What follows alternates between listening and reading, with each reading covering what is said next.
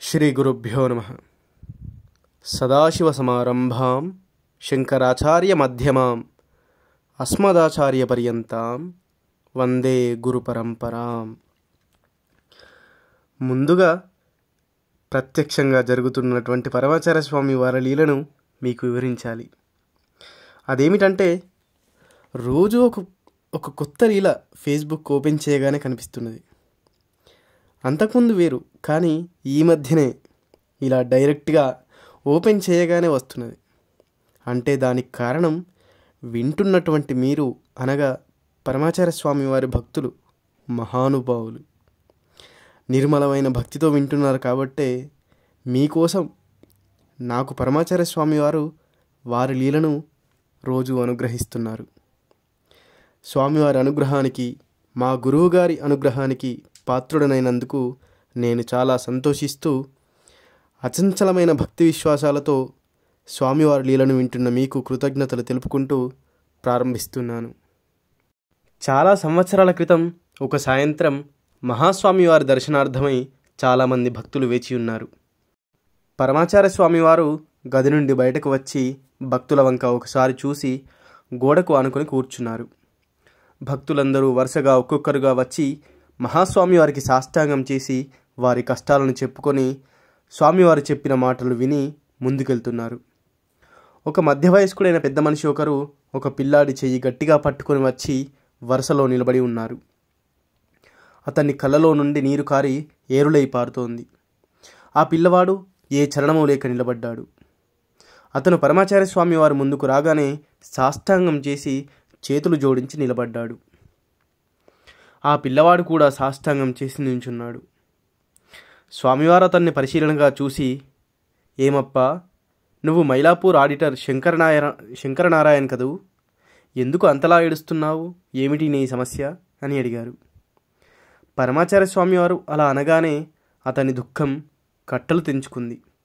మరలా ఏడుస్తూ, అవును స్వామి, భరింపరాని కష్టం వచ్చి పడింది నాకు. ఏమి చెయ్యాలో తెలియడం లేదు. మీరే నా దేవుడు, మీరే ఎలాగో నన్ను కాపాడాలి, నాకు వేరొక దిక్కు లేదు అని మరలా సాష్టాంగం చేశాడు. పరిస్థితిని అర్థం చేసుకుని పరమాచార్య స్వామివారు వాత్సల్యంతో, అరే శంకరా, బాధపడకు, కొద్దిసేపు అక్కడ కూర్చో, అందరూ మాట్లాడి వెళ్ళిపోయిన తర్వాత నిన్ను పిలుస్తాను అని చెప్పి ఒక స్థలం చూపించారు. అలాగే చేస్తాను స్వామి, మీ ఆజ్ఞ అని ఆయన స్వామివారి ఎదురుగా కొద్ది దూరంలో కూర్చున్నారు. అరగంట తరువాత భక్తులందరూ స్వామివారిని దర్శించుకొని వెళ్ళిపోయారు. స్వామివారి ఇద్దరు సహాయకులు తప్ప ఎవరూ లేరు.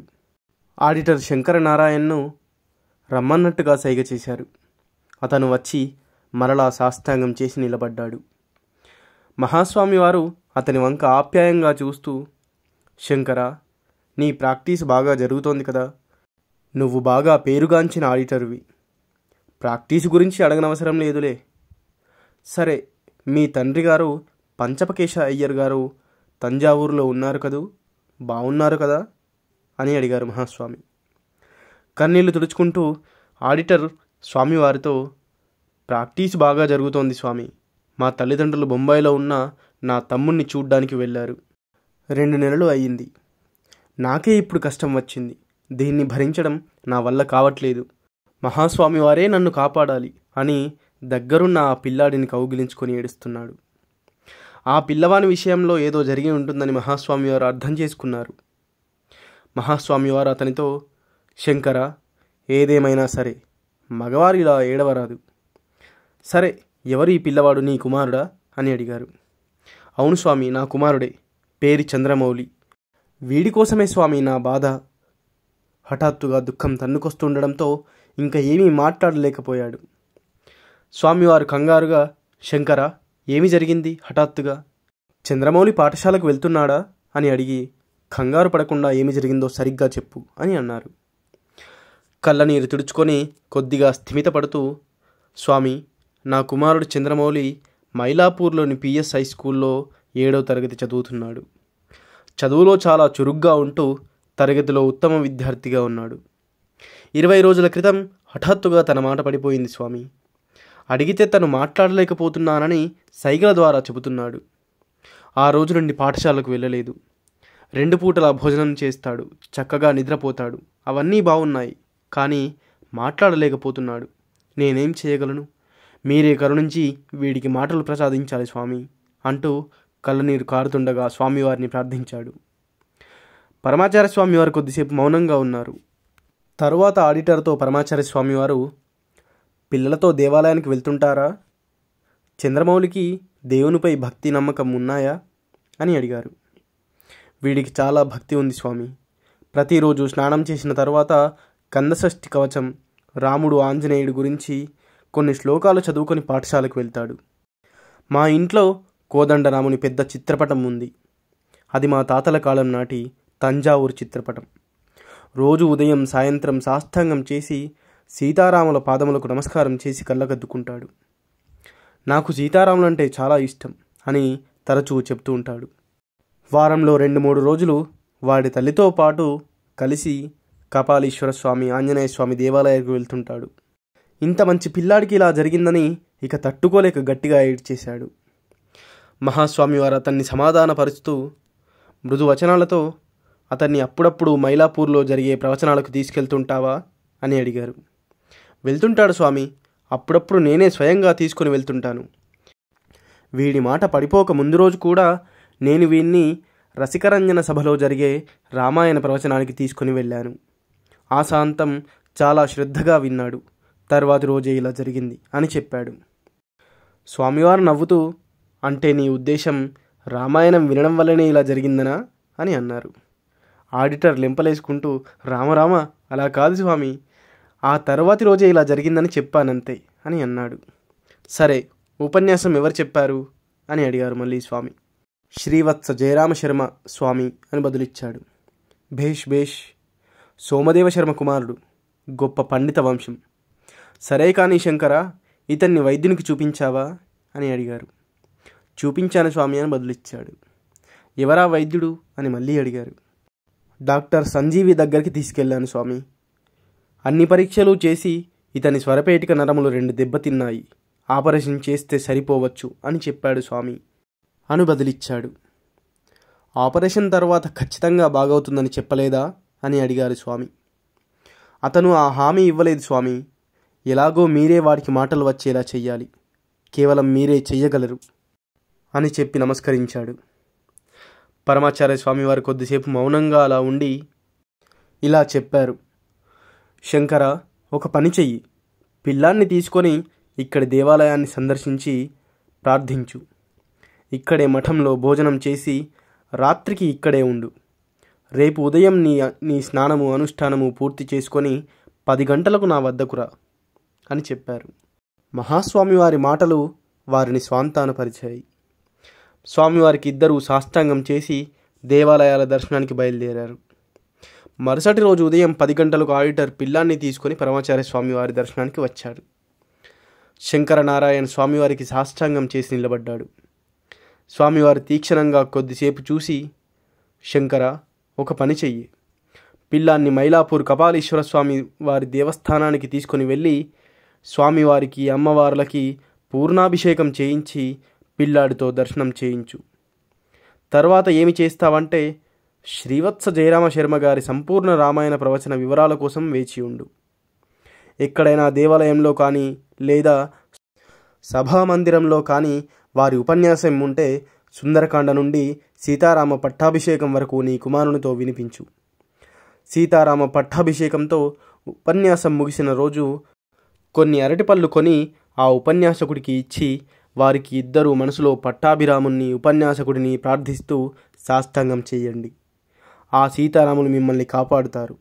ఏమీ దిగులు పడకండి, అంతా మంచే జరుగుతుంది అని ప్రసాదం ఇచ్చి పంపించారు. ఆ రోజు నుండి ఆడిటర్ చెన్నైలో శ్రీవత్స జయరామ శర్మ గారి రామాయణ ప్రవచన వివరాల కోసం వెతుకుతున్నాడు. ఒకరోజు వారు మైలాపూర్లోని ఒక ఆలయంలో సంపూర్ణ రామాయణం నవాహం చేస్తున్నట్టు తెలిసి వచ్చింది. ఆ రోజే సుందరకాండ ప్రారంభం. కుమారుణ్ణి వెంటబెట్టుకొని శంకరనారాయణ ఉపన్యాసానికి వెళ్ళాడు. చంద్రమౌళి తనకు కలిగిన బాధను మర్చిపోయి మరీ విన్నాడు. కొన్నిసార్లు కన్నుల వెంట నీరు కారుస్తుంటే శంకరనారాయణ్ వెన్నిమిరి సమాధానపరిచేవారు. ఆ రోజు రామాయణ ఉపన్యాసం చివరి రోజు. వినడానికి చాలామంది వచ్చారు. దాదాపు 10:30 ప్రాంతంలో శ్రీవత్స జయరామ శర్మ గారు శ్రీ సీతారామ పట్టాభిషేక ఘట్టంతో ఉపన్యాసాన్ని ముగించారు.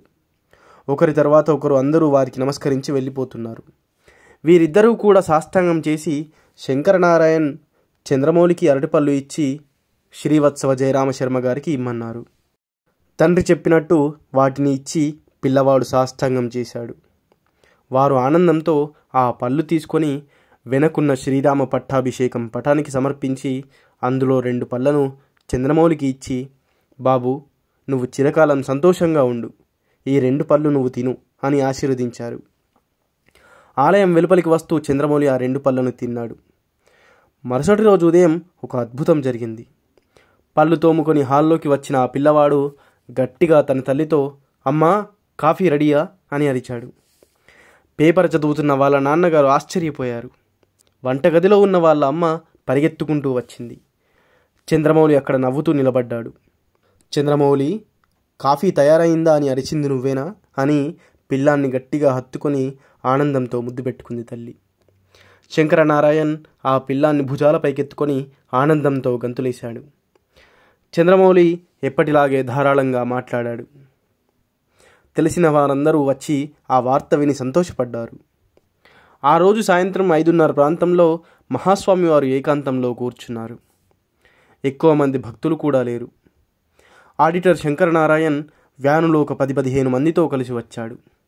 తండ్రి కొడుకులు ఇద్దరూ స్వామివారికి సాష్టాంగం చేసి నిలబడ్డారు. ఆచార్యుల మొదటి ప్రశ్న, చంద్రమౌళి బాగా మాట్లాడుతున్నావు కదా? భేష్ భేష్, అంతా సీతారాముల అనుగ్రహం అని అన్నారు. చంద్రమౌళి వెంటనే బిగ్గరగా హర హర శంకర జయ జయ శంకర అని చెప్పడం మొదలుపెట్టాడు.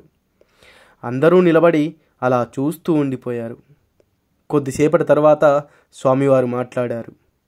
శంకర, ఇప్పుడు చెబుతాను విను.